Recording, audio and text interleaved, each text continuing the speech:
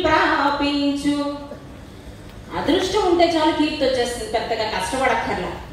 ఎవరితో ఉంటుంది ఈ మాటలు? అప్పుడే మార్కండేయుణ్ణి రక్షించి యముడికి చుక్కలు చూపించి వచ్చాడు ఆయన.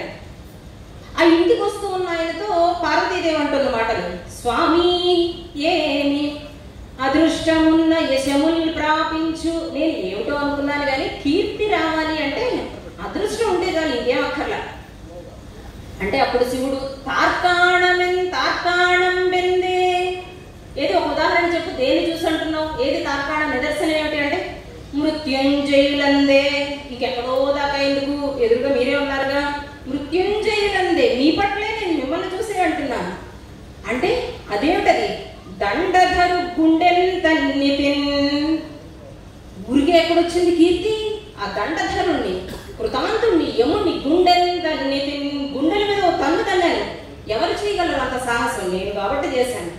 ఆహా అవునా, దేనితో తన్నారే అంటే ఇంతోటి ఆ యముణ్ణి తనడానికి నాకు 2 కాళ్ళు కూడా కావాలంటే నా ఎడంకాలతో తన్ని పడేశాను అంతే. వామాంఘ్రిన్, ఎడంకాలుతో. మరి నాదిగా, మరి ఎడంకాలు నేను కదా, సగభాగం నేను కదా. మరి నాదిగా ఎంతు నవ్వన్ గౌరీ. మరి మీరెక్కడ తన్నారు?